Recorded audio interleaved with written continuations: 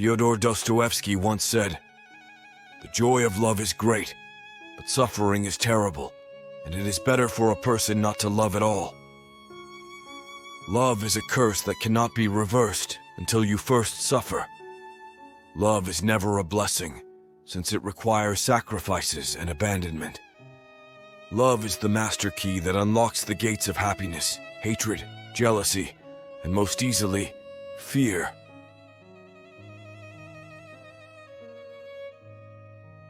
This is the issue I'm having. I continue to love someone who is broken. I own their chaos and retain it. I bear their sorrows because I believe this is how it should be when you love someone. I accept all the dents and cracks, oblivious to my own damages, which need to be repaired as well.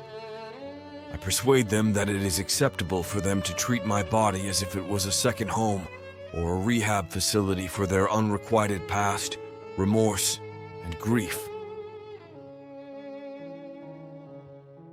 They progressively cut me off when they finally heal.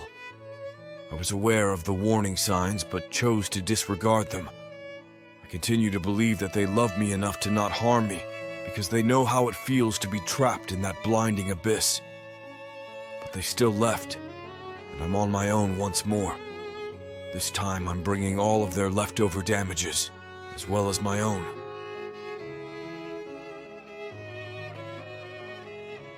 Why do we keep supporting and hold on to love, even in the face of betrayal and abandonment? Why can love makes us feel alive while yet killing us? Is it better to have loved and lost than never to have loved at all? And how can you give yourself without being lost in the process?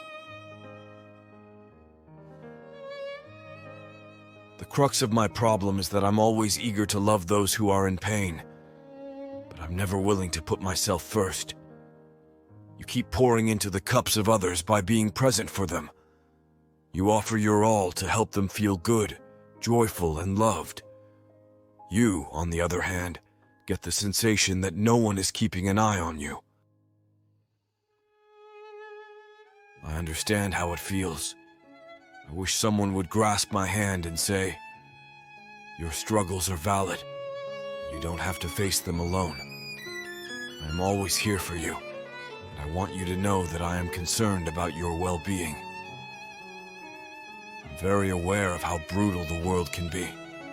I know I'm always listening and giving advice to others, yet no one seems to pay attention to me when I am trying to speak. That's okay. I'm aware of my predicament. I try to remember that I'm not alone all the time. Someone is always worried about me and thinks I'm crucial.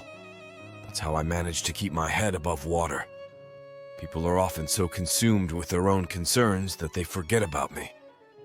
That's not to suggest I'm unimportant.